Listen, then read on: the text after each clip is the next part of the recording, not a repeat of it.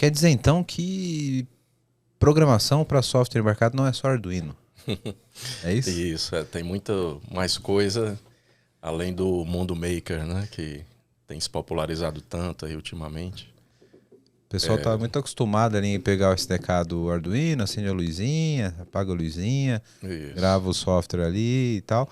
Mas eu acho que é um bom exemplo do que é um software embarcado para o pessoal ter uma pequena introdução aí, né, Sim. do que se trata, né? Então, para quem teve esse primeiro contato aí com Arduino, etc., vamos trazer isso mais para o lado industrial, profissional. O que é, de fato, um software embarcado? Tá. Pois é, teve toda essa onda do Arduino, né, que já tem até um certo tempo, que tem sido muito interessante, né? Acho que contribuiu em várias áreas, né? Tanto para trazer o pessoal que não é da área de desenvolvimento, né? O pessoal que é hobbyista, ou que é entusiasta, ou que gosta dos dispositivos IoT, de criar alguma coisa ele mesmo, né? A cultura lá do do it yourself, né? Isso. Então o Arduino tem desempenhado muito bem esse papel aí, né? De facilitar, de tornar mais acessível todo esse mundo aí para quem tiver vontade de experimentar esse mundo. Então, que antes disso, né? Então você tinha que partir ali tudo do zero, né? Você já tinha que criar seu próprio SO, né? Ou criar uma aplicação do tipo Barebone, né? Que você programa ali sem sistema operacional. E aí você vai ter que fazer o papel que o SO faria, né? Para você, Tranquilo. né? De Que é boa. bem simples para quem nunca viu isso. Gerenciar I/O, acesso à memória e tal, é Isso, fazer trivial. no Trivial. caso de microcontroladores, então você tem que fazer toda a configuração do micro, né? Configurar todos os periféricos, cada vez mais os micros, né? Tem mais periféricos e mais sofisticados e com mais recursos e mais registradores, então é uma tarefa que tem sido cada vez mais complexa, né? E aí o Arduino entrou exatamente para facilitar tudo isso e abstrair toda essa camada, né?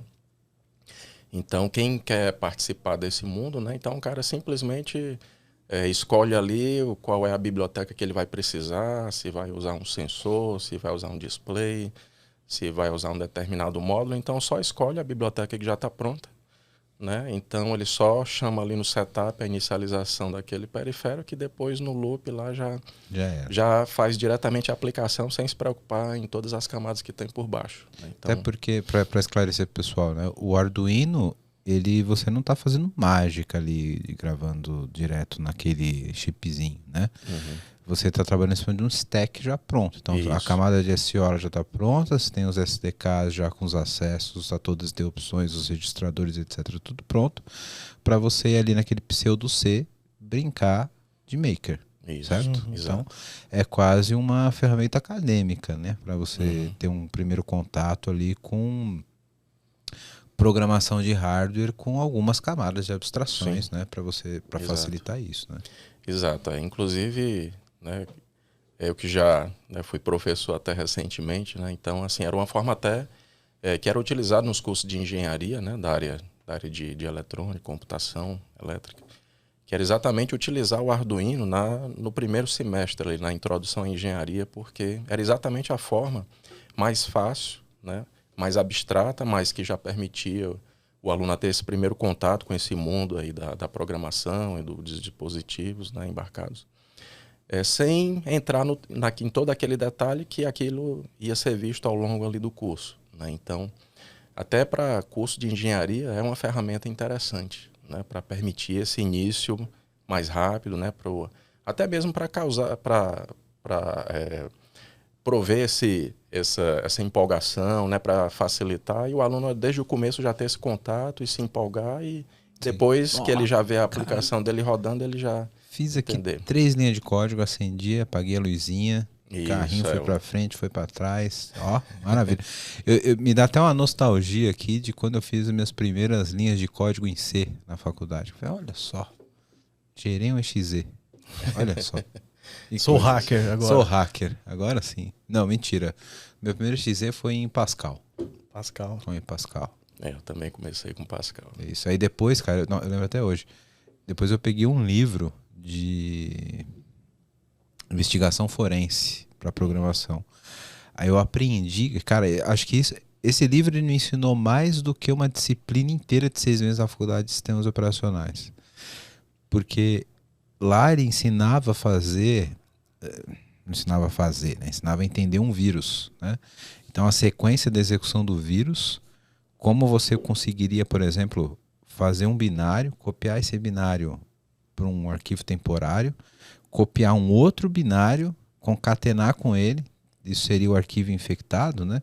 E aí a cabeça do binário, quando ele era lida, ele interrompia a execução no sistema operacional, pegava o resto do corpo dele para um temporário e executava o temporário, e aí tipo ele executou o código do vírus, executou o binário que está dentro dele de forma emulada, né? Mas aí ele conseguia, nessa primeira execução, ele já escaneava outros executáveis que ele infectava e tal. Isso, cara, me ensinou sobre I/O, tipo... O que eu sei da minha vida eu aprendi nesse livro sobre I/O. Mas não sei porque eu tô falando disso, porque a gente tá falando de software embarcado. Foi só um parênteses aqui. Mas os I/Os são uma parte muito importante aí no mundo dos sistemas embarcados, né? Que normalmente o Hello World de um sistema embarcado é você fazer o LED piscar, né? Fazer uma piscarinha. Hello World em código Morse. Isso.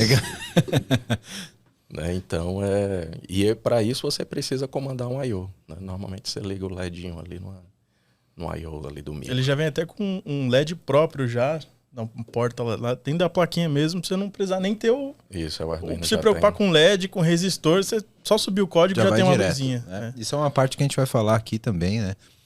Porque quando a gente fala do desenvolvimento profissional de devices com software embarcado, geralmente você tem que falar também da confecção do hardware, né? Sim. Isso. Como é que você produz esse hardware para executar aquele software, né? Sim. Aqui no PPT a gente está muito acostumado a falar do mundo corporativo de desenvolvimento de software, que o máximo de hardware que o desenvolvedor conhece é o container. É o Docker. Exato. Ele chega até o Docker. É esse que ele sabe de hardware, né? Então esse episódio ele é bem interessante justamente para saber que a tecnologia ela vai muito além disso, né? Então a gente está tão acostumado a desenvolver software com tantas camadas de abstração, né? Eu brinquei com o Docker, mas, cara, é uma abstração de sistema operacional, de máquina, né? Que porra, roda 10 na sua máquina se você quiser.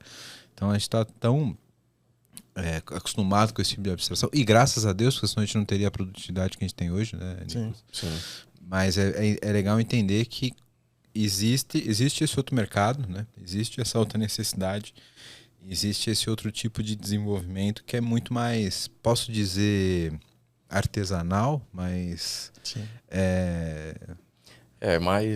mais nativa aí, né? Que mantém, basicamente são os mesmos processos aí desde os primórdios aí do desenvolvimento. Voltar às raízes, né? Voltar às raízes. Eu lembro até hoje, cara, eu sou muito curioso, né?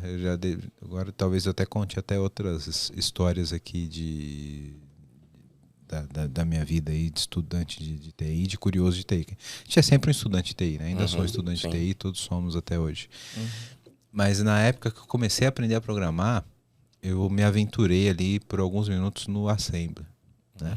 Alguns dias ali para brincar. Só até desistir. Só até falar que talvez eu possa fazer uma coisa mais fácil, sabe? Vamos começar pelo C. Isso, acho que ponteiro para ponteiro já é o suficiente para mim, né? Mas, cara, quando a gente começa a entender que por trás de tudo aquilo, por exemplo, e aí vou dar um exemplo que vocês podem até complementar, mas para aparecer isso aqui numa tela, você está movendo uma informação para um registrador que está ligado a alguma memória de vídeo, e essa memória de vídeo vai interpretar aquilo, e aquilo vai mostrar uma determinada coordenada na tela. Na minha época era ligado ou desligado. Agora tem RGB, cores, etc. Deve ser um pouco mais diferente, né? Sim. Mas na minha vida ali de Z80, que eu estava brincando ali com um pouco de assembly, você tinha um determinado registrador que estava atrelado a um endereço de memória físico, e aquele pedaço da memória física estava atrelado ao vídeo, né? E aí quando você movia um byte ou um bit para lá, você acendia um pixel na tela para poder fazer. Cara, aquilo era mágica. Aquilo era tipo eu criando a luz no 7º dia, sabe? Você fala, caralho, velho. Isso é maravilhoso, isso é muito lindo, né? Que é a mágica aí Exatamente esse ponto, né, assim, de você criar algo, né, que depois aquilo vai se transformar numa manifestação física, né, que você que desenvolveu, você que criou, né, então isso foi uma coisa que exatamente, assim, sempre foi o que me instigou a trabalhar nessa área de desenvolvimento de hardware, né, que desde os primórdios eu fiz a formação em engenharia elétrica, né, mas dentro da elétrica, né, na verdade, elétrica com ênfase em computação.